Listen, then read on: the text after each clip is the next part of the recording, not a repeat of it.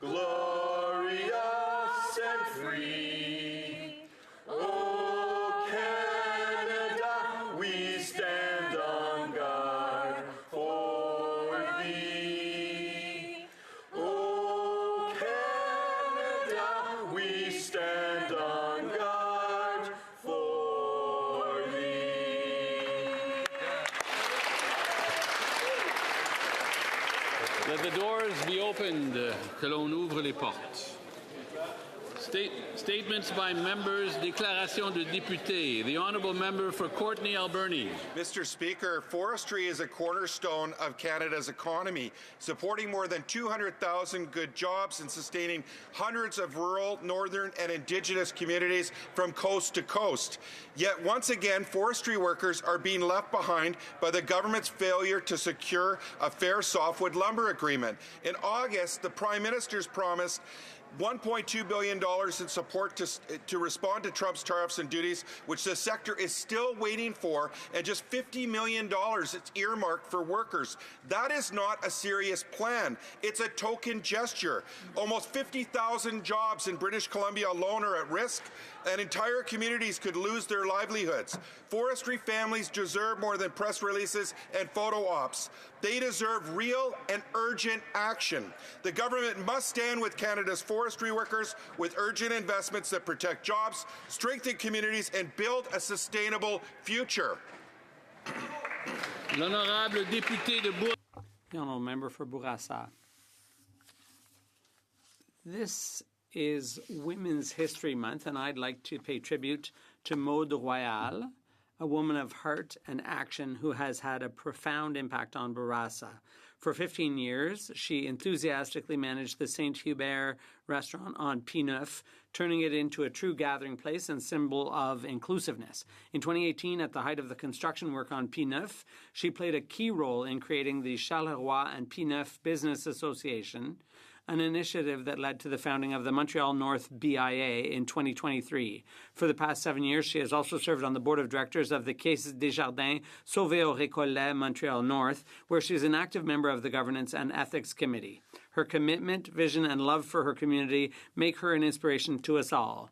Thank you, Maude Royal, for your leadership in this Women's History Month, for your leadership and dedication to Montreal North and Bourassa. The Honourable Member for Saskatoon West. Mr. Speaker, with Halloween almost here, Canadians aren't scared of ghosts. They're scared of the Liberal budget on November the 4th. After 10 years, families live in a haunted house of debt and a nightmare on Main Street. Monster deficits, prices that jump scare at the till, and vampire taxes draining paychecks. Under the Liberals, too many cupboards are bare. Empty bank accounts, empty fridges, empty stomachs. Canadians don't need another pumpkin spice speech or a Franken budget stitched together with buzzwords. They need conservative tax cut treats, not Liberal spending tricks. Conservatives are calling for something simple. Make life affordable. End the hidden taxes that spook the grocery bill, and stop the inflation tax by cutting waste and living within our means. Canadians have had enough of our carnival huckster Prime Minister using scare tactics. On November 4th, we better see a real budget, not s'mores of his candy-coated, stomach-churning fudget. It's time for the Liberals to put Canada first. Or will this budget be another nightmare on Wellington Street? Hear, hear. The Honourable Member for Scarborough Centre, Don Valley East. Mr. Speaker, I rise today to honour the Toronto International Celebration Church for its remarkable 25th anniversary celebration service. Founded in 2000 by Pastor Peter Youngren alongside current lead pastor Nathan Thurber, it has grown into a beacon of faith, love, and community in North York. As a non-denominational evangelical church, it embodies the motto, "We love because God first loved us," welcoming over 1,000 worshippers from more than 70 nations each Sunday. This milestone reflects a quarter century of transformative impact, prayer services, outreach to shelters, youth programs, evangelism training, and specialized ministries like the Champions Club for Special Needs Families. Their global vision through World Impact Ministries has touched over 1,000 nations, fostering cultural harmony and purpose-driven lines right here in Toronto. Congratulations on 25th anniversary and your devotion. May The Honourable Member for Mission Mapsquee Abbotsford. Mr. Speaker, it's Small Business Week, and I want to take a moment to recognize the incredible role small businesses play in our communities and across the country. These entrepreneurs are the driving force behind innovation, job creation, and local economic growth. Small business owners are feeling the pressure, though, from rising costs, excessive red tape, unfair taxes, crime, and ongoing economic uncertainty. Unfortunately, their struggles have been ignored by this Liberal government. In recent years, Conservatives have pushed for overdue carbon rebates and against tax increases on payroll, capital gain, and excise taxes. We are also leading the charge on criminal justice reform so people can operate a business safely. We'll keep doing everything we can to help small businesses grow through red tape reduction and tax cuts. I encourage everyone this week to support a local small business. And know on this side of the House, we recognize the sacrifices of entrepreneurs make and the taxes they pay to keep Canada going. Thank you, Mr. Speaker. L'honorable député de Pontiac. The Honourable Member for Pontiac-Kitigan-Zibi. Mr. Speaker, this Women's History Month, I'd like to highlight the outstanding contribution of Rosaline Dixon, a groundbreaking woman from Pontiac-Kitigan-Zibi. David, she acquired the Equity, the community newspapers of Shawville that has long served as the voice of our community. Rosaline went on to serve as its editor-in-chief for more than 30 years. A passionate, a dedicated journalist, Rosaline gave a voice to those who had none, but whose stories deserve to be told. Rosaline Dixon incarne la force. Rosaline Dixon embodies the strength, independence, and passion of the women who built our country, like those of Pontiac-Kitigan-Zibi, who contribute to inspire us with their strength and leadership. The Honourable Member from Newmarket Aurora. Mr. Speaker, October is Latin American and Hispanic Heritage Month, a time to celebrate the contributions of over 1 million Canadians of Hispanic and Latino heritage. When you think of Latin America, you think of flavor and music, of food like tacos or a soup that warms the soul on a cold Canadian winter, or music that makes you dance before you even realize it. At Fiesta in the Six, hundreds gather to celebrate those values, a reminder that our stories, though diverse, are bound by hope and love for this country that gave us a home and a future. Gabriel Garcia Marquez once wrote, "People don't stop pursuing dreams because they grow old. They grow old because they stop pursuing dreams." The journey might not be easy, but it is worth it. Keep dreaming, keep building, keep contributing in every field to this beautiful country we now call home. Que viva Latinoamérica y que viva Canadá. The Honourable Member for Richmond East Steveston. Mr. Speaker, my hometown of Richmond, British Columbia, known for having the longest life expectancy in Canada, was recently recognized as Canada's most active city, winning the Participaction Community Challenge presented by Novo Nordisk. Participaction is a national charity dedicated to promoting physical activity in Canada since 1971. The Most Active City Award came with $100,000 to support physical activity and support in our community. Since the Community Challenge began in 2019, Participaction has awarded $1.5 million to communities across Canada. I want to congratulate my community for their commitment to physical activity and all communities that participated in the challenge. A healthier Canada is possible if we make room to move. The Honourable Member for New Tecumseh, Gwillimbury. It's unbelievable. This year marks 100 years since the Holland Marsh was established. A century ago, Professor W.H. Day and a group of hardworking farmers looked over a vast swamp and saw a possibility. With vision and grit, they transformed the black muck into one of the most fertile farming regions in Canada. For 100 years, that vision has fed communities, nourished generations, and sustained livelihoods. Today, farmers steward more than 7,000 acres and grow over 60 crops, including 4 pounds of carrots for every Canadian. Look across the marsh now and you see, well, it's earned the title, the Soup and Salad Bowl of Canada. It's not just canals and fields, but opportunity. It's an honor to represent the marsh growers in Parliament and to have helped make Bill C-280 law. Here's to the Holland Marsh's proud past and the farmers who will carry its legacy forward. The Honourable Member for Belleuil-Chambly.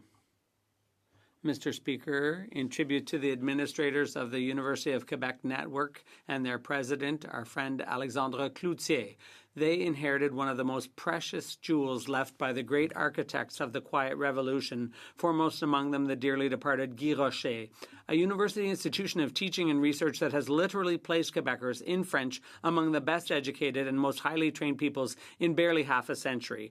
The UQ network, with its Francophone students from all over and its brilliant medical program for the regions of Quebec, has become nothing less than the largest university institution in Quebec, of course, but also in Canada. Among these is the flagship UQAM, whose chancellor, Stéphane Payage, I would like to give a special shout out to, as he recently got an honorary PhD from the Warsaw University School of Management. Thanks to its association with UQAM, they've been offering a program on par with UQAM for 30 years now, proving that Montreal's university education can shine throughout the world. The last person to receive this honor was a certain Volodymyr Zelensky. Stéphane, bravo. The Honourable Member for Burlington.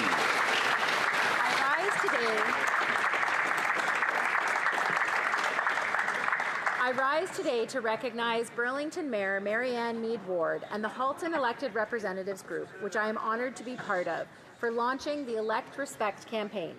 This initiative began as a conversation among women elected at all levels of government in Burlington, where we recognized a shared reality of harassment and threats. From those conversations came a commitment to create a safer, more respectful culture in public life.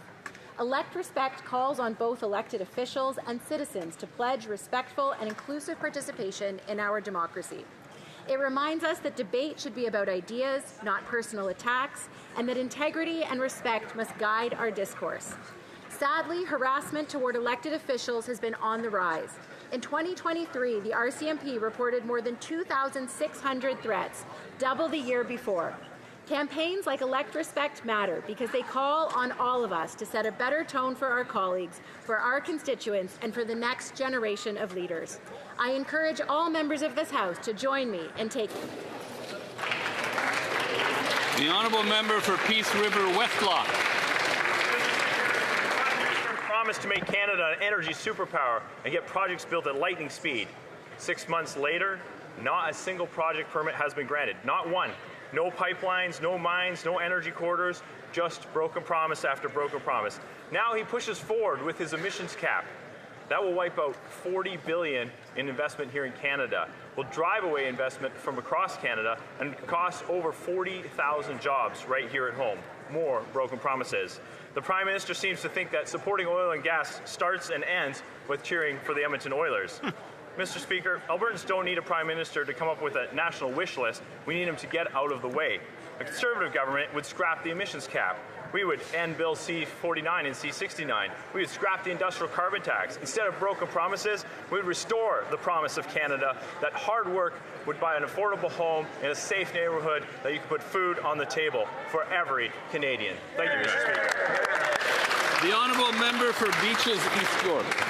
Mr. Speaker, Joey Band is an incredible story of Canadian innovation and entrepreneurship. Haley Mullins, Ashley Wade, and Sarah Cox are co-founders of the company whose medical device Haley invented and globally patented in 2013. Joey Band is a data-backed device used by hospitals around the world to safely support skin-to-skin contact and bonding for thousands of newborns. Hospitals that use it have reported higher breastfeeding rates, reduced NICU admissions, reduced opioid use, and healthier outcomes for mothers and babies. This ingenuity received an honorable mention in Time Best Inventions of 2025, a timely recognition as this is the WHO's Year of Maternal and Newborn Health, a call for nations to invest in early life innovation. Joey Band is also part of the Femtech Canada network of 200 companies dedicated to advancing women's health technology. When still only 17% of women are international patent holders, Joey Band's success shows us what happens when we support Canadian femtech and women's entrepreneurship. We drive progress in health, equity, and innovation. Thank you, Mr. Speaker. Excellent. The honourable member for Carlton Trail, Eagle Creek. In a scathing report from the Auditor General yesterday, it was revealed that complaints against the CRA's contact centres have risen 145% in the last 3 years. Their phone system is nearly 4 times over budget, costing taxpayers more than $190 million, where few get through, and the ones that do receive the wrong information 83% of the time. To add insult to injury, this Liberal government failed to properly review contracts worth tens of millions of dollars before issuing payments. Quote, there was no process documented or followed to ensure the amounts invoiced were accurate. Sound familiar? The Auditor General found the same issue during the Liberals' Arrive scam where, and I quote, federal policies were frequently disregarded. Canadians are stuck with more of the same Liberal incompetence. Conservatives will continue to hold this government to account on their repeated failures to ensure Canadians receive value for their money. The honourable member for Surrey Newton. Mr. Speaker, Canadians want safe neighbourhoods where families and businesses can thrive. Last week, I was proud to join my BC colleagues in Surrey for an echo announcement highlighting our government's new steps to combat crime. These measures include tougher bail conditions for repeat violent offenders, stronger penalties for organized retail theft, and additional 1,000 new RCMP personnel across this country. This investment will help ensure that fast-growing communities like Surrey have the resources needed to keep pace with growth and protect public safety. Our government is listening to Canadians, supporting law enforcement, and taking real action to keep our streets and communities safe. The honourable member for Nanaimo Ladysmith. Loaves and Fishes Community Food Bank, based in Nanaimo, feeds more than 15,000 families up and down the island who can't afford to keep up with rising grocery prices. They've done everything right, but they're still waiting for the $5 million in federal funding they were promised by this Liberal government. The Prime Minister said he would be judged by the prices Canadians pay at the grocery store, and Canadians are paying the price. Food inflation is double what it should be and beyond what we can afford. Liberal deficits are driving inflation every step of the way. Hidden Liberal taxes on fuel, on packaging, and on production are baked into every grocery bill. Canadians don't see them on their receipts, but they feel them every time they buy food. I'll be watching this next federal budget closely, Mr. Speaker, and I'll be following up with this government to make sure Loaves and Fishes gets every penny. The honourable member for London West. Mr. Speaker, on October 15th, I had the pleasure of joining local partners to announce 42 affordable housing units. That's 42 Londoners that will now have a place to call home. I want to thank the City of London and Indwell for their leadership and continued investment in the well-being of our communities. Build Canada Homes is a national strategy that will get housing built faster, smarter, and more affordably. It will cut red tape, unlock public land, and preserve existing affordable rentals in the country. It brings every level of government together with mayors, builders, and nonprofits to deliver homes that Canadians can actually afford in every region across this country. This is what leadership looks like, Mr. Speaker. And while the Conservatives continue to talk down on Canada, our government is getting things built, and Canadians can trust that we will get this job done. Thank you. Oral questions, questions orales. The honourable leader of the opposition. Mr. Speaker, today I will be meeting with the Prime Minister to discuss the 10th Liberal budget. We, the Conservatives, want an affordable budget so Canadians can have an affordable life.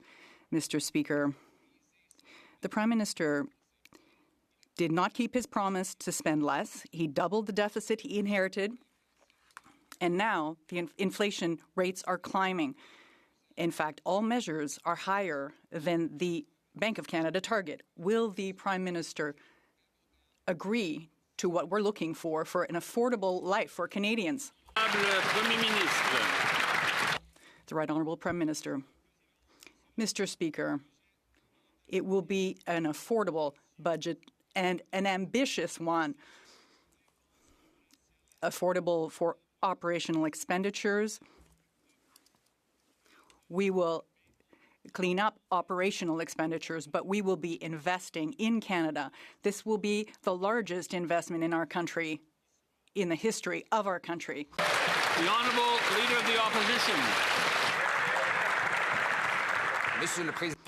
Mr. Speaker, that is exactly what this Liberal government promised 10 years ago. But what's the result? They doubled the debt, they doubled wait lines at food banks, doubled the cost of housing, and investments have dropped, more so here in Canada than in any other G7 country and in the history of Canada. Today, there are 2 million Canadians who need to turn to food banks. And food inflation is skyrocketing. Will the Prime Minister learn from his lessons, reduce deficits, and eliminate hidden taxes on food? The Right Honourable Prime Minister.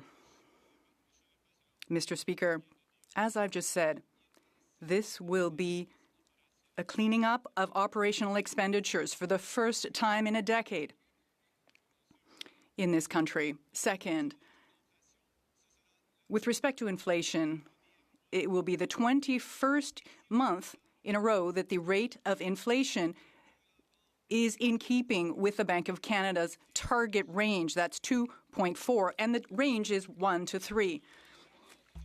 Mr. Speaker, today the Prime Minister and I will meet to discuss the 10th Liberal budget deficit.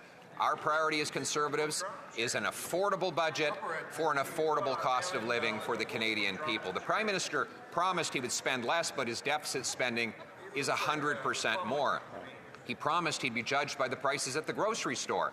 Well, they're now rising at 2 times the Bank of Canada's target, and inflation is now once again out of control. Will the Prime Minister learn from the inflationary, costly failures of the 10 years of Liberal government and accept our plan for an affordable budget for an affordable life? The Right Honourable Prime Minister. Mr. Speaker, this budget will get operational spending under control. It will balance our spending over the next 3 years. But we're not going to stop there. We are going to invest in this country. We're going to have the biggest investment in this country in generations, the largest capital spend in generations, the most ambitious trade diversification in our nation's history.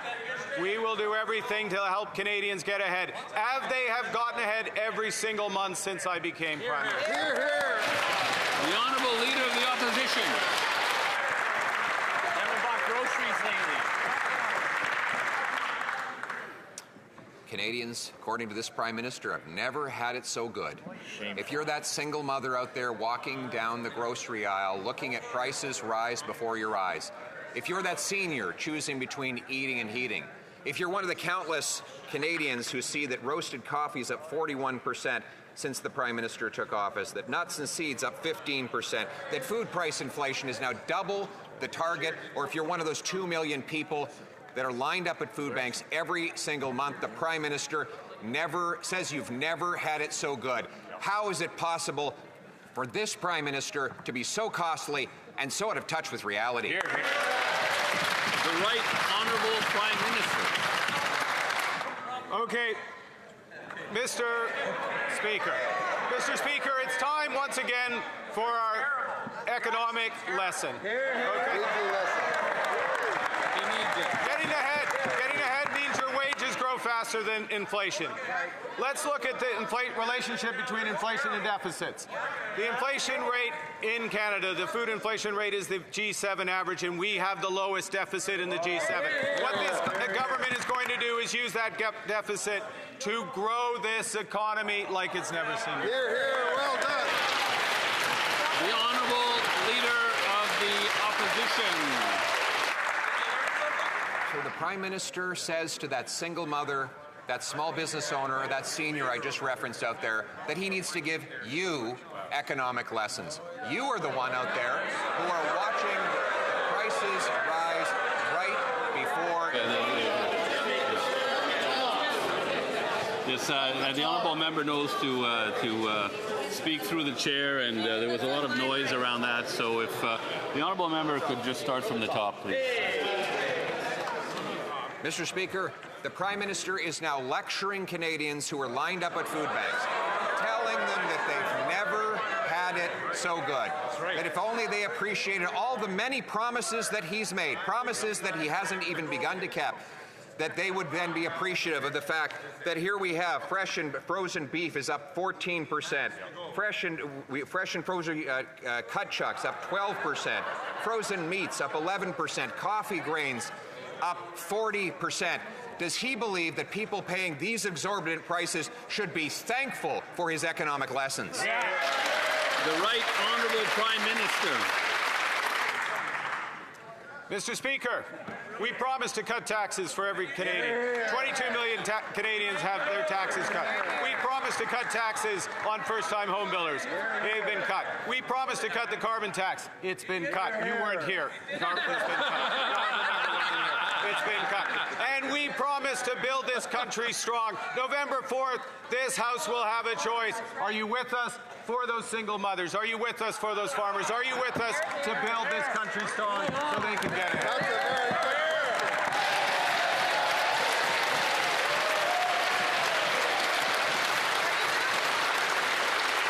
Again, I would remind honourable members, it's through the chair, the honourable leader of the opposition.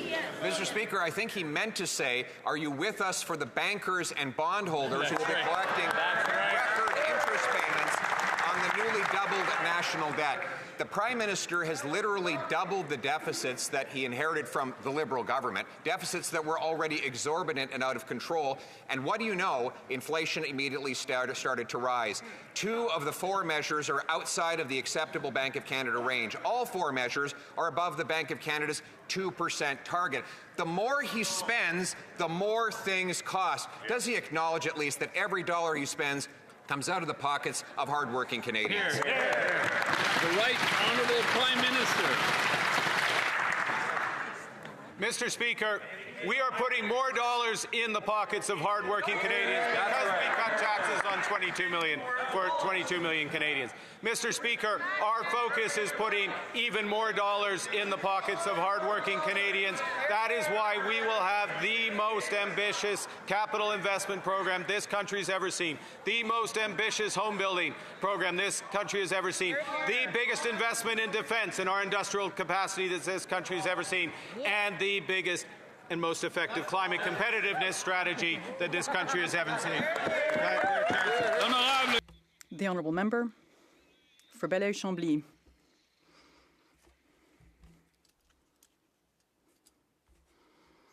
Mr. Speaker, Paccard and Sainte-Thérèse de Blainville, producing trucks, just had to let go of 300 employees due to the tariffs, the punishing tariffs from the Trump regime.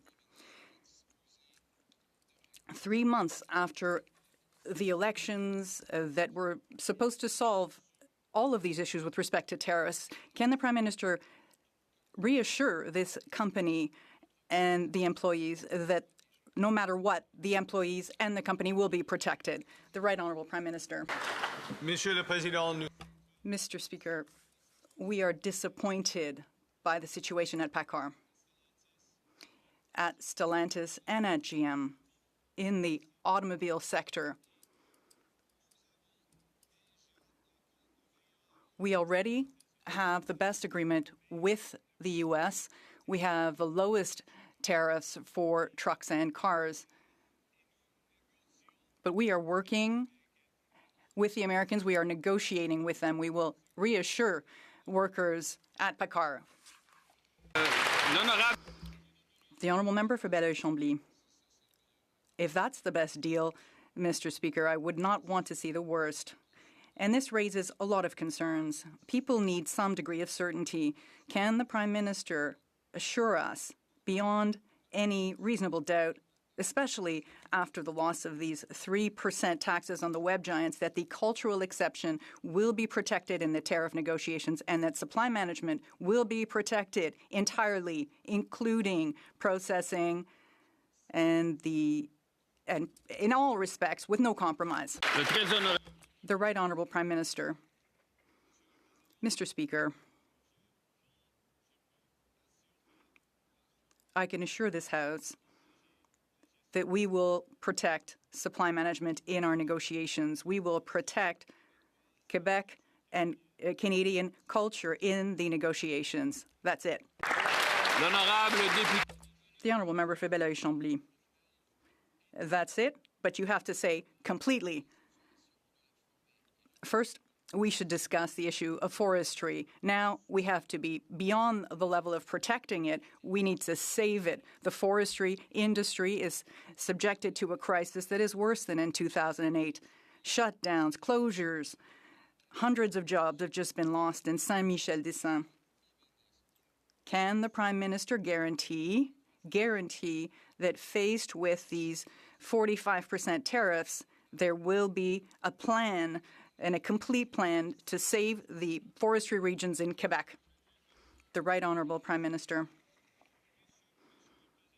Mr. Speaker, there is a plan. There are initiatives. The Industry Minister just announced an initiative that will provide funding for the forestry sector in Quebec and throughout Canada. This is through the Canadian Development Bank. There's also the Strategic Renewal Fund within the forestry sector, and that is a complete plan. The Leader of the Opposition. Mr. Speaker, the Prime Minister has tried to deny the existence of continued hidden Liberal taxes on groceries.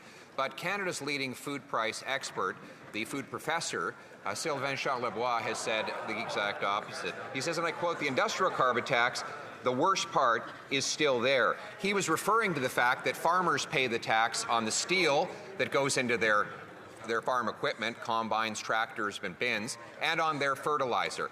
Is the Prime Minister really going to expect Canadians who can't pay their grocery bills to believe that the cost of the carbon tax on our farmers does not get passed on at the grocery shelf? The Right Honourable Prime Minister.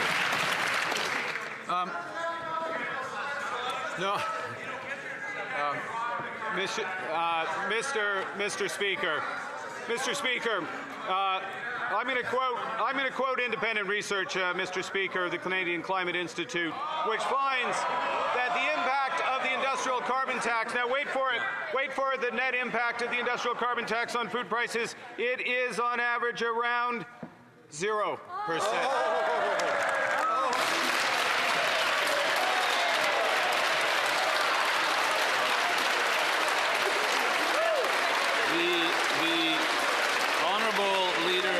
Mr. Speaker, the Prime Minister expects us to believe government-funded so-called experts paid to push his agenda instead of believing in the obvious fact that when you tax the things that go into making food, you tax all who buy the food. This is a Prime Minister who says he's a great expert. But he told CTV Nova Scotia that Canadians don't use steel anymore. Yeah. Does he not acknowledge, does he not know that there is steel in farm tractors, farm combines, farm bins, and other farm equipment? And does he not think, for God's sakes, that those costs get passed on to consumers?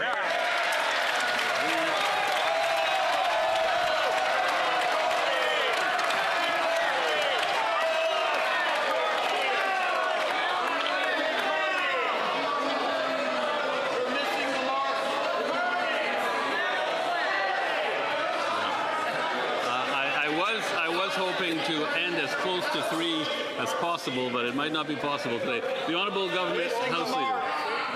Well, thank you very much, Mr. Speaker.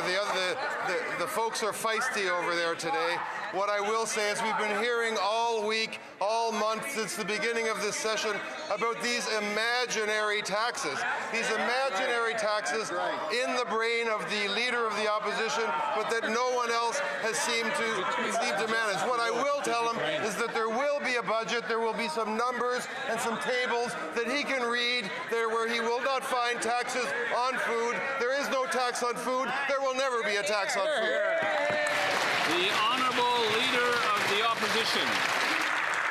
Well, first, we're all disappointed to learn that Liberals think that Canadians who see grocery prices rising at records rates are just imagining things, Mr. Speaker.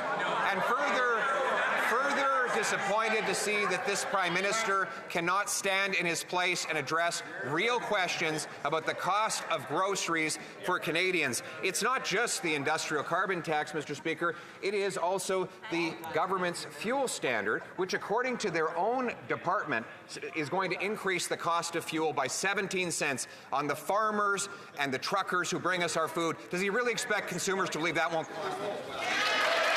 The Honourable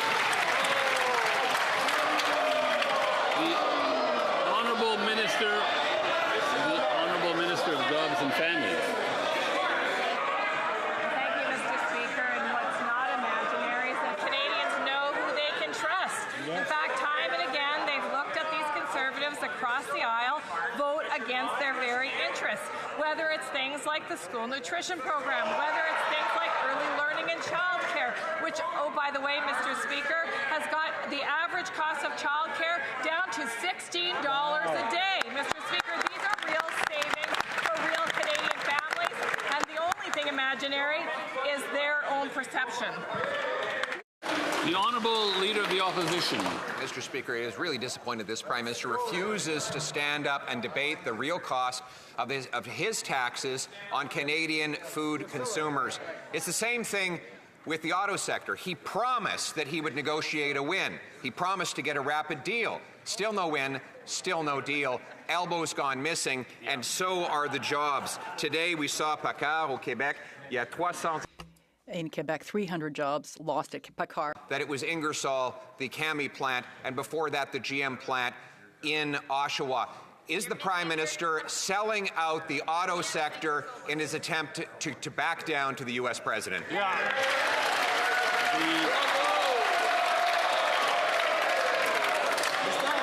The Right Honourable Prime Minister.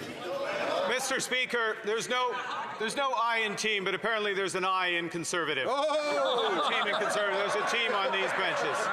This government is in a position with the best accord with the Americans. We have the lowest tariff on the auto sector.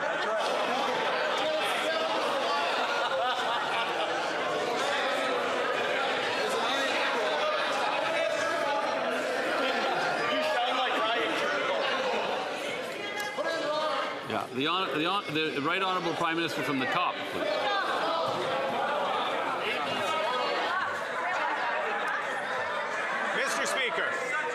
Mr. Speaker, there's no I in team, but there is an I in Conservative. There is a team, and there is a team in Liberal that can answer these questions.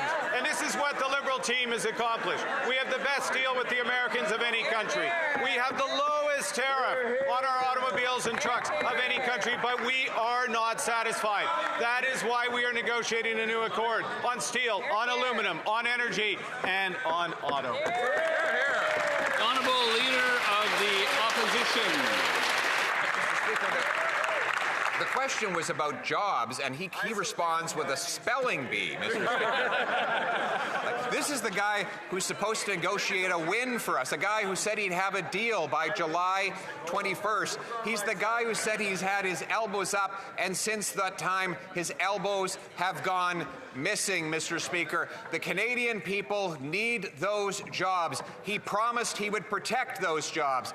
Will he stand up today, look the auto workers in Ontario and Quebec in the eye, and tell them why he abandoned them and sold them out? The Honourable Minister responsible for Canada-US trade. Mr. Speaker, our government has no difficulty looking at the hard-working women and men who work in our auto industry and in industries across the country to say that we're fighting for their jobs. We're standing up to the Americans for unjustified tariffs. We're negotiating what we think will be agreements that will be in the best interest of Canadian workers and the Canadian economy. And what we're also doing at the same time, Mr. Speaker, is taking steps to support those very industries in Canada. That's what we were elected to do. That's what the Prime Minister's doing with everybody on this side of the House. The Honourable Leader of the Opposition. That was not what this Prime Minister promised. He promised that he would negotiate a win. He promised that he would have a deal by July 21st. Neither of those things happened. He went to the auto sector and told the workers that not only would he protect their jobs, but there would be an all-in-Canada supply chain that is being dismantled right before our eyes. And it's not just his trade negotiating failures. It's his EV mandate, which has slammed the brakes on any investment in auto manufacturing in this country.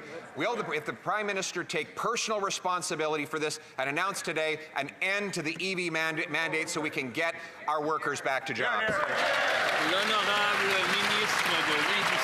The Honourable Minister of Industry. When it comes to the auto workers, they know that we have their back and that we will fight for every single job in this country in the auto sector. You know why?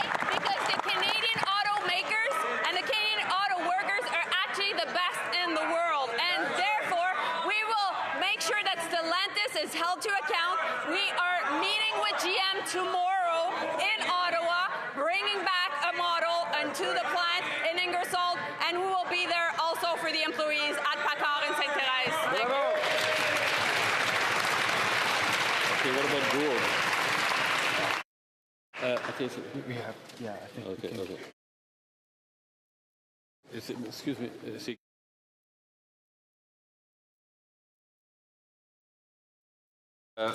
L'honorable député. The Honourable Member. Wait. Okay, the Honourable Leader of the Opposition. Mr. Speaker, the Prime Minister's failures and capitulations are not just vis-a-vis the United States. He promised he would stand up for Western Canadian farmers, but canola tariffs have now more than doubled. The Prime Minister, in response to this, has given the communist regime in China the billion-dollar taxpayer-funded loans so that we can buy Chinese-made ships. And now he's announced that he's further conceded by removing tariffs on Chinese-made steel. Why is it that in addition to selling out the auto workers, he sold out our farmers and rewarded foreign dictatorships that target them with tariffs? The Honourable Minister of Agriculture and Agri-Food. Thank you, Mr. Speaker. Our new government was elected to expand and diversify over international trade with reliable partners. We are in a volatile global economy. We are defending our trade interests. We are expanding into new markets, and we are working alongside our farmers in every aspect. Thank you, Mr. Speaker. The Honourable Member for Abitibi-Témiscamingue. Mr. Speaker, service at the Canada Revenue Agency is worse than ever. Yesterday, the Auditor General confirmed that 8 years after our office issued a damning report on services at the agency, the situation has not improved. It has worsened. Only 5% of callers were able to speak to an agent within the 15-minute service standard. 5%. The Liberals can't say they were unaware because the Auditor General warned them of this as early as 2017, and they did nothing about it. After 8 years of inaction, when will the Liberals take responsibility? People are tired of waiting. The Honourable Parliamentary Secretary to the Minister of Industry. Thank you, Mr. Speaker. We're taking action, Mr. Speaker. Already the Minister of Finance ordered the CRA, demanded that the CIA, the Canada Revenue Agency, look at the work that it is doing and be in a position to respond to the needs. These are very important measures. The Honourable Member for Mirabel. Mr. Speaker, things are not improving at the Canada Revenue Agency. Yesterday, the Auditor General confirmed that they're not even answering the phone, but it gets worse. The Auditor General revealed that if you do manage to get through to the agency, the chances of getting the right answers to your questions are 17%. 17%, that means you have as much chance of getting a good answer from the CRA as you do of getting an answer in French from the Prime Minister. When is the Minister going to solve this fiasco? The Honourable Parliamentary Secretary. Mr. Speaker, we did not wait for the Auditor General's report to take action. We sent clear instructions to the CRA so that it would change its way of doing business to... What a show. Everyone's talking over... You feel as though you're in a daycare over here. So we are taking action, Mr. Speaker. We're going to improve services at the CRA.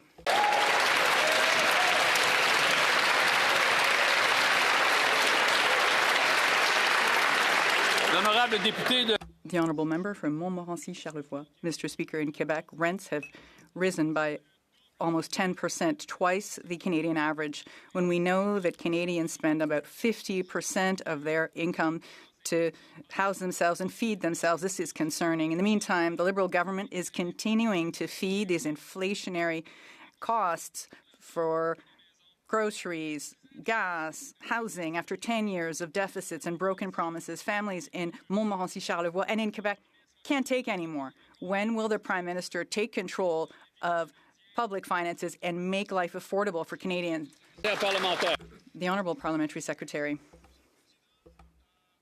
Mr. Speaker, I'd like to inform the House that inflation in Canada is under control, 2.4%, Mr. Speaker. The target range is between 1 and 3 at the Bank of Canada. We are at 2.4%, 21 months. It's been like that now.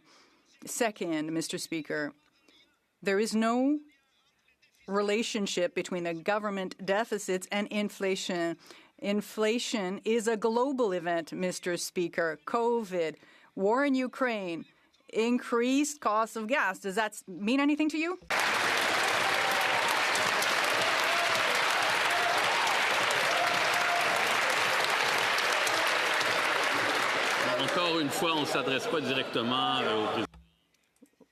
We would ask you to speak through the Speaker. The Honourable Member from Montmorency-Charlevoix. Mr. Speaker, in Montmorency-Charlevoix, children, seniors, and business owners just can't make ends meet. Economists are saying this is a recession. Cost of housing has increased, an increase of 10% in Quebec, whereas the Liberal costs are causing SMEs to be struggling.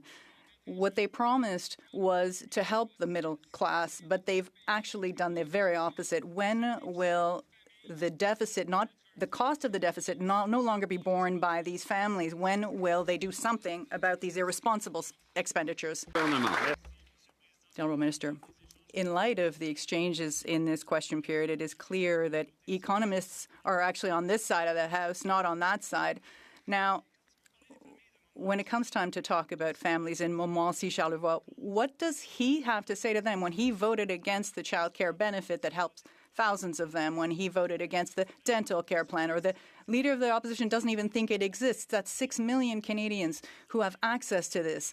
We have no lectures to hear from them when it comes time to help Canadian families. That's what we do on a daily basis. The Honourable Member for Terra Nova, the Peninsulas. Mr. Speaker, when this Liberal government creates deficits by spending more than what they receive in taxes, that creates inflation, costing Canadians more at the grocery store, more at the gas station, and more everywhere else. New inflation data confirms Canadians are being crushed by these Liberal deficits. All 3 core inflation measures are alarming. In just the last year, grocery inflation is up 4% and rent inflation is up by nearly 5%. When will these Liberals get the inflationary deficits under control to make life more affordable for Canadians instead of trying to outspend Justin Trudeau? The Honourable Minister of Jobs and Families. Mr. Speaker, Speaker, our government is focused on making the investments that are going to help Canadians get ahead, whether it's investing in major projects, whether it's investing in affordable housing, whether it's investing in early learning and childcare so people can make the best wages possible. Our government is focused on one thing, and that's Canadian success. Canadians know that too, Mr. Speaker. They don't trust those guys to protect their interests. They don't trust those guys for the long-term thinking that results in better outcomes for their families and their children. That's why we're on this side of the House. The Honourable Member for Mission Matsqui Abbotsford. Speaker, I represent one of the most trade-exposed regions in Canada, and Canadian manufacturers are being crushed by the industrial carbon tax and rising inflation. From steel, aerospace, and auto parts to food processing, every step in the supply chain is costing more.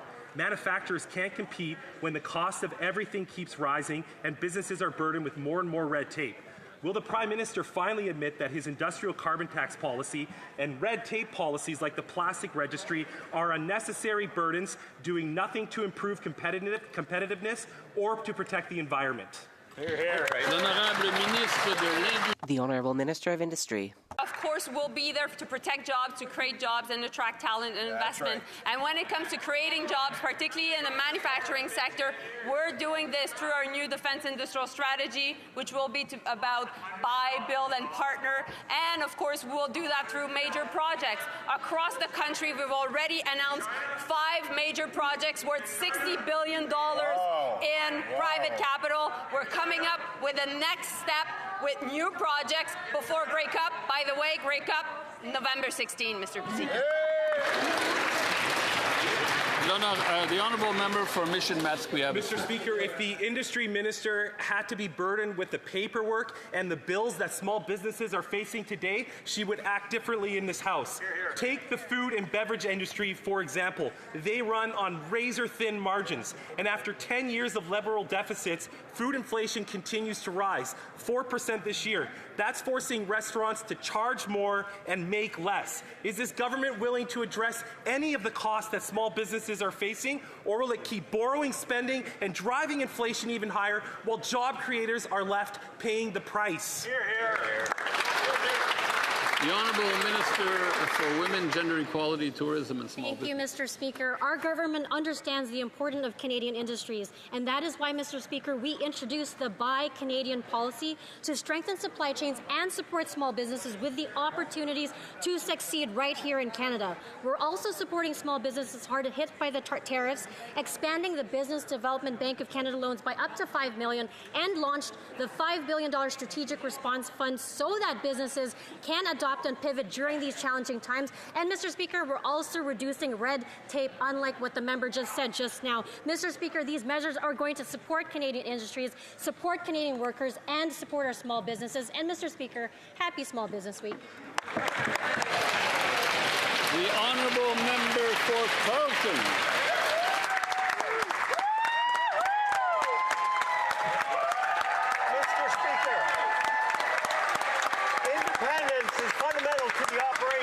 Of the RCMP.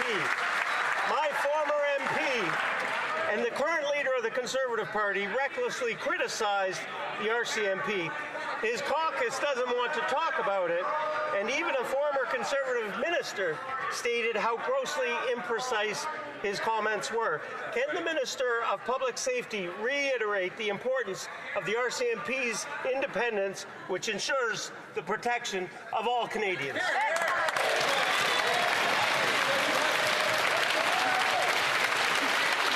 The Honourable Minister of Public Safety.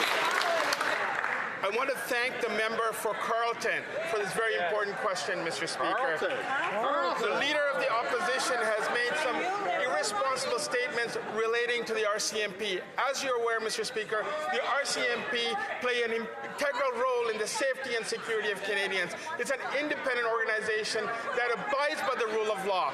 For the Leader of the Opposition to impinge the integrity of the RCMP is beyond the seat that he holds, Mr. Speaker, and I demand that he unequivocally retract those statements and seek an apology from the RCMP, the men and women that serve this country, Mr. Speaker.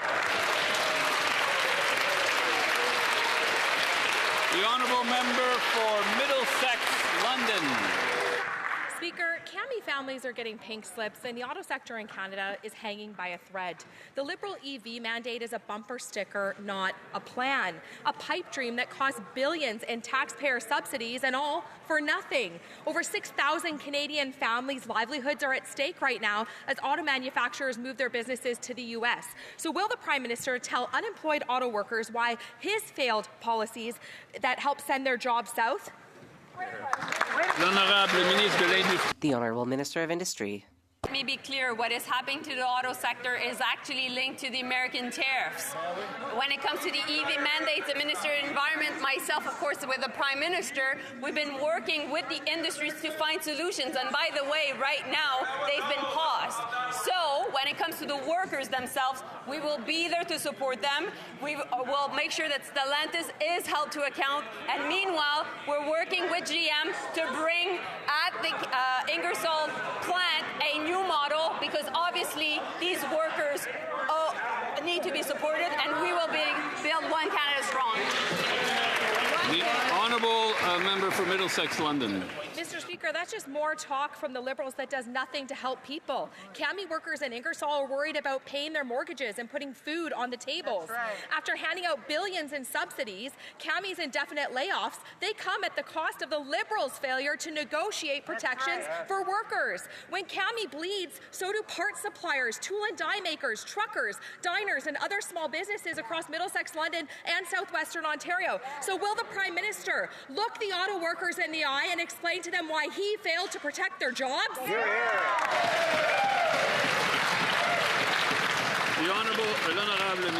The Honourable Minister of Industry. Prime Minister is working with Doug Ford. I'm working with Vic Vitelli, and we're also working with Unifor to bring back a new model at Ingersoll. And we will make sure to put pressure on GM as they need to honor their contracts. And meanwhile, we will make sure that indeed the workers that we look in the eyes have confidence that we're fighting for their jobs. The Honourable Member for Brampton West.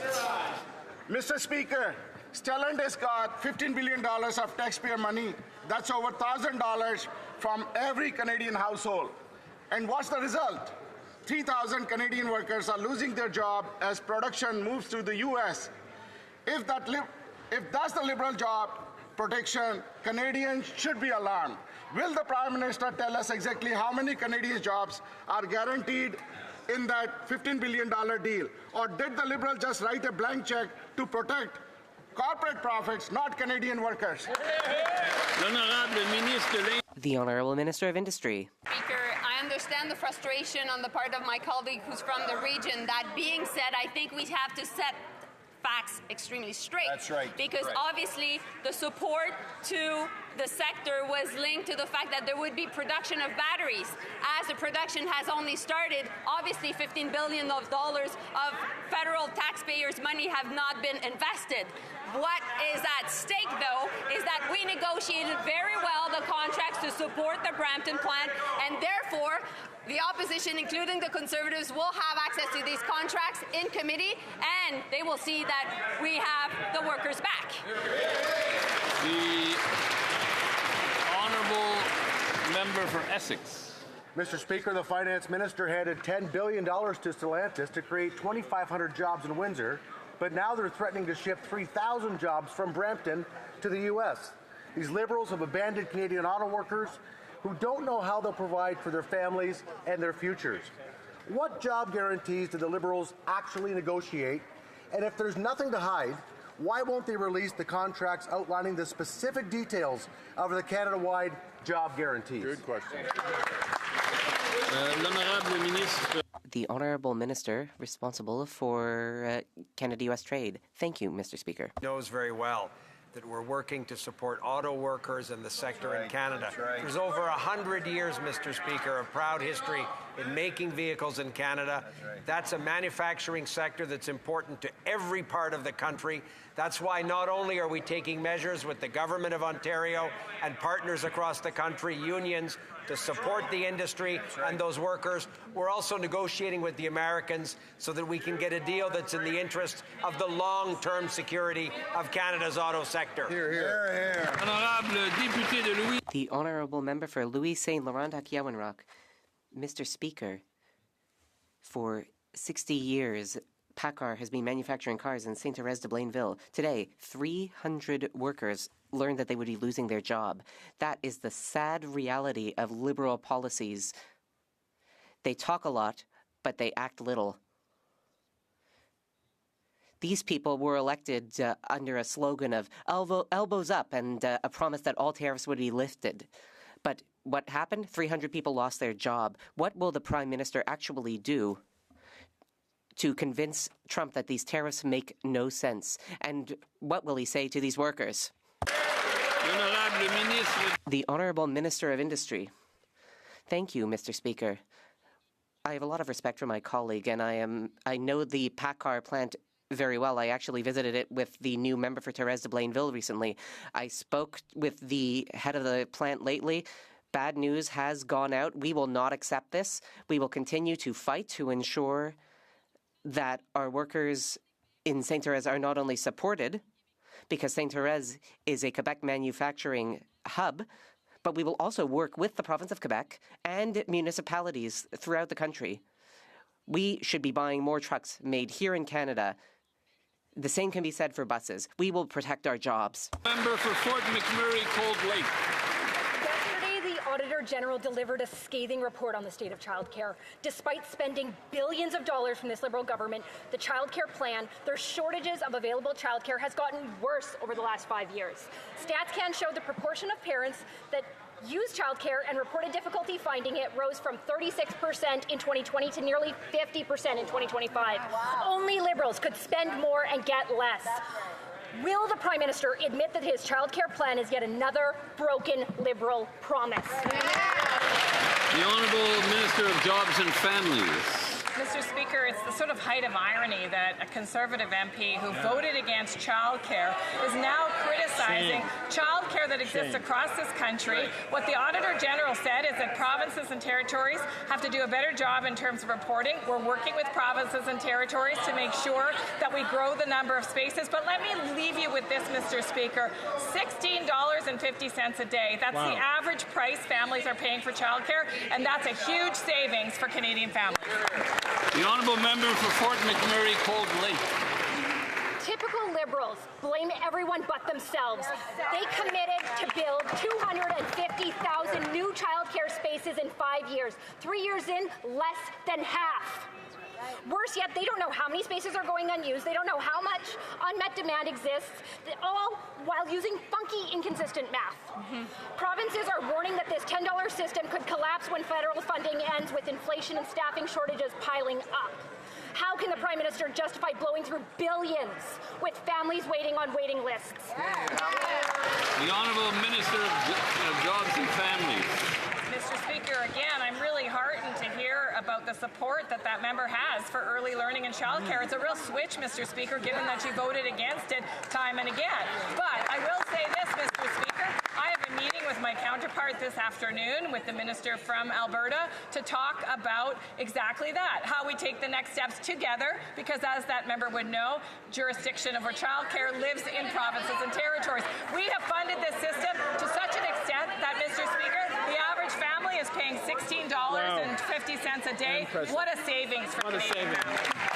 The Honourable Member for Selkirk, Interlake, Eastman. Mr. Speaker, the Auditor General concluded the Canadian Armed Forces did not recruit and train the members it needs to meet operational requirements. She further said that our forces will struggle to respond to threats, emergencies, and conflicts and accomplish their missions. The report also revealed that on this trajectory, 13% of occupations are at risk of never being fully slated, and another 69% won't get there for over 10 years. Our adversaries aren't waiting for Canada to get our house in order.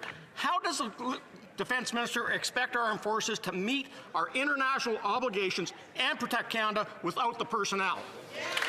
The Honourable Minister of Defence. Mr. Speaker, we thank the Auditor General for her work.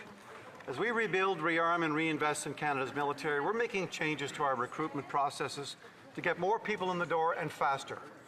We've modernized our recruitment process by introducing a probationary period, streamlining the security clearance process, updating the aptitude test requirements, changing medical standards. We've also given our forces a very well-deserved pay increase. Mr. Speaker, recruitment has reached a 10-year high, but there's more to do.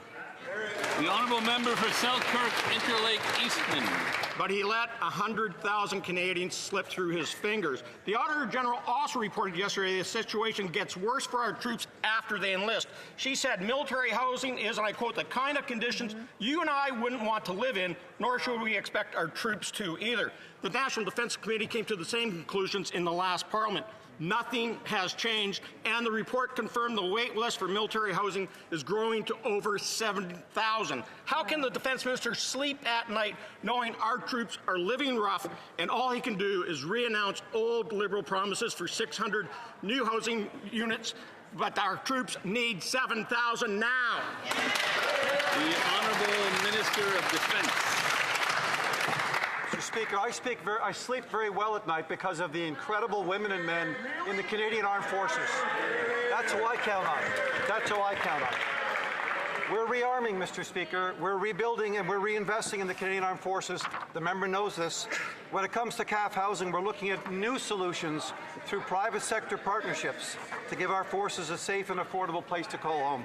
Last week, for the first time in history, we acquired a brand new, privately developed 37-unit apartment complex located near CFP Esquimalt in 5 weeks, Mr. Speaker. This is just one of the ways we are accelerating processes to get our CAF members. The Honourable Member for Madawaska-Restigouche. Thank you, Mr. Speaker. This week is the National Week to recognize early childhood educators in official language minority communities. These are professionals who help our little ones learn and grow. Early childhood is crucial to learn the French language and build a French-speaking identity. Could the minister talk about what our government is doing to support ECEs and boost this workforce so essential that drives our affordable childcare system nationwide? The Honourable Minister of Employment and Families. Thank you, Mr. Speaker. I would like to thank my colleague from Madawaska-Restigouche for highlighting the exceptional work of early childhood educators throughout the country. Our government has invested over $1 billion to hire, train, and retain more ECEs. We are working with provinces and territories to improve their wages and their training. Because when we support early childhood educators, we also support families and the future of our economy. Thank you. The Honourable Member for Richmond-Arthabaska. Mr. Speaker, it's embarrassing. The Prime Minister talks about economic lessons when his public services and procurement minister could give lessons in corruption.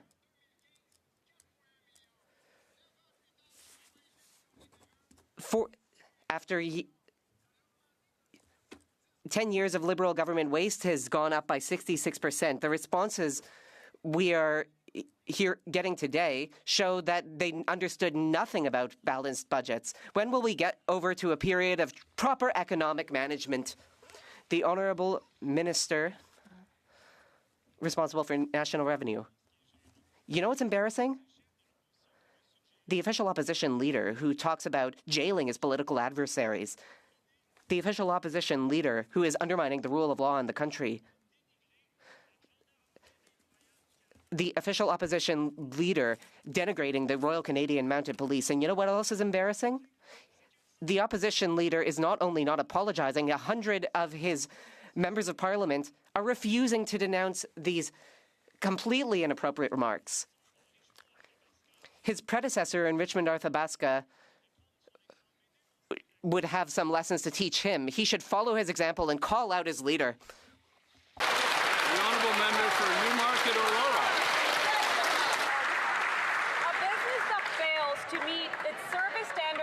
95% of the time would go bankrupt. But under this Liberal government, that's the standard at the CRA. And what's their answer? Throw more money at the problem. Costs are up 70%, but still 8.6 million calls are being deflected, and 83% of the answers to individual tax questions are wrong. Even the CRA chatbot got questions wrong 2/3 of the time. It's hopeless.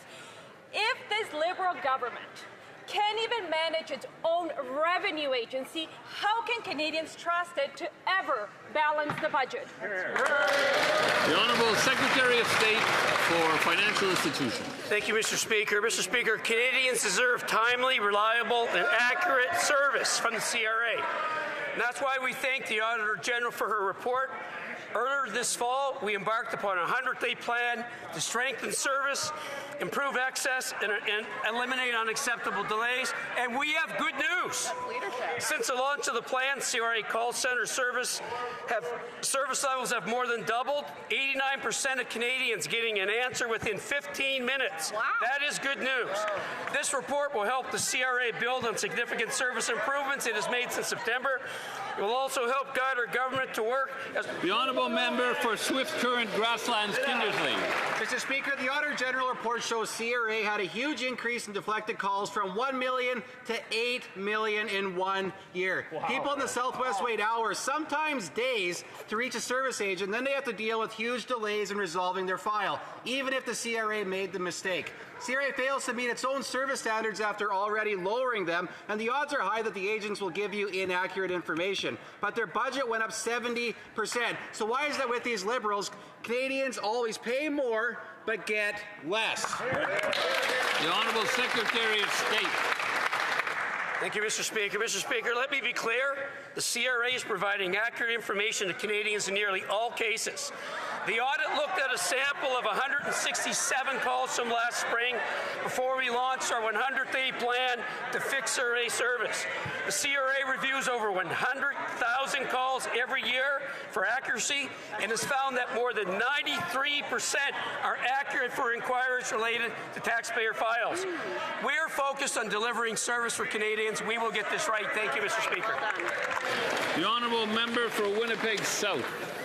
Well, Mr. Speaker, cap paper is an integral part of Northern Ontario's economic security, supporting over 2,500 skilled local careers in the region. But a few weeks ago, the community was rocked by the news that cap paper would be shuttering its doors, devastating for the community and for workers and families throughout Northern Ontario. Can the Minister of Industry please tell this House how we are supporting cap paper and other industries, and how our government is standing up for skilled careers and stronger communities? Honourable Minister of Industry. Merci. I would like to thank my honourable colleague for his hard work, and I would like also to thank the Minister for Jobs and also the Minister for Natural Resources, because we worked together to lay down the groundwork for cap paper to continue its operations in months ahead. Through the conversation we had with cap paper, one thing became clear: they're the heartbeat of Kapuskasing and a vital part of the community. So that is why we came to the table with solutions. We were able to protect the jobs, 300 of them, and all the jobs around Kapuskasing linked to the mill, 2,500 jobs as well. Excellent. The Honourable Member for Kenora Kiwetinong. After years of talk, this Prime Minister is breaking his promise to get shovels in the ground when it comes to the constantly delayed Ring of Fire in Northern Ontario, Mr. Speaker. Thousands of jobs and billions of dollars are on the line, yet the Liberals refuse to move this project ahead. The roadway won't even be built until 2028, and the Liberals ignored this project completely on their national priority list, a huge slap in the face to people across Northern Ontario. So, Mr. Speaker, will the Liberals stop with the delays, stop breaking their promise, and get shovels in the ground so that our region can get to work? Yeah!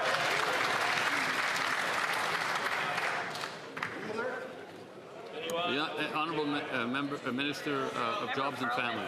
Thunder Bay, Superior North, and The Minister of Jobs and Families, I agree with the member that the Ring of Fire is an extremely important deposit in Northern Ontario. We've been working with the province of Ontario for years to ensure that we have a plan to move forward, and we've been working with the affected First Nations in that riding, which is mine, and we'll continue to focus on the opportunity that the Ring of Fire presents for not just Northern Ontario, but all of Canada. Thank you. The Honourable Member for Rosemont-La Petite-Patrie. At Trudeau Airport, the New Rest Corporation had a meal contract with Air Canada. They knew that they would lose their contract, but they still brought over temporary foreign workers with closed work permits, 3-year work permits. A closed work permit is a terrible thing. It prevents people from changing employers. So now 50 people have gotten the rug completely pulled out from under them. They have no job, and they aren't allowed to find a new one. Will the immigration minister listen to Labour leaders and provide a new open work permit so these people can find new jobs? The Honourable Minister of Immigration and Citizenship. Thank you, Mr. Speaker. Allow me to address this situation. The Temporary Foreign Worker Program seeks to let Canadian employers hire foreign workers when there are no Canadians or permanent residents who are qualified to do the job. We will continuing to bring down the number of temporary foreign workers, and we will work with the member opposite. We are here to protect Canadians, but we are also here to protect employers and businesses who require foreign workers. Thank you. This concludes question period for today. I'd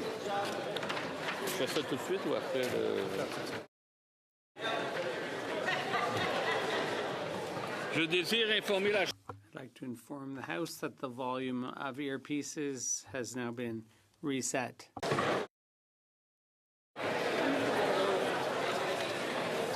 What's that?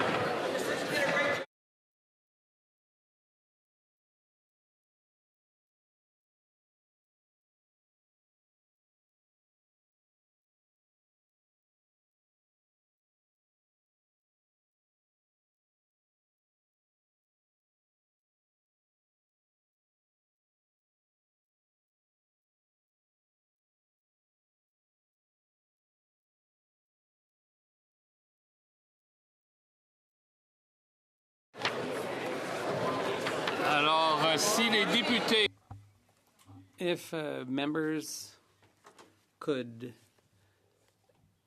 leave the chamber, those who must leave the chamber, could they please do that quickly and quietly, because we will proceed to the daily routine of business. Je m'adresse surtout à ce côté de la Chambre. I'm speaking particularly to this side of the House.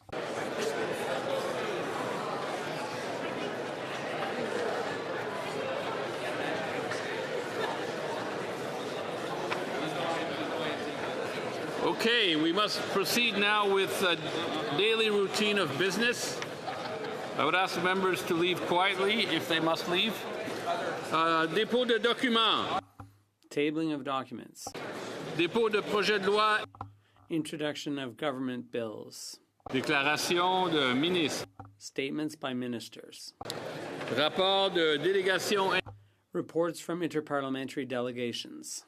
Presenting reports from committees, the Honourable Member for West Vancouver.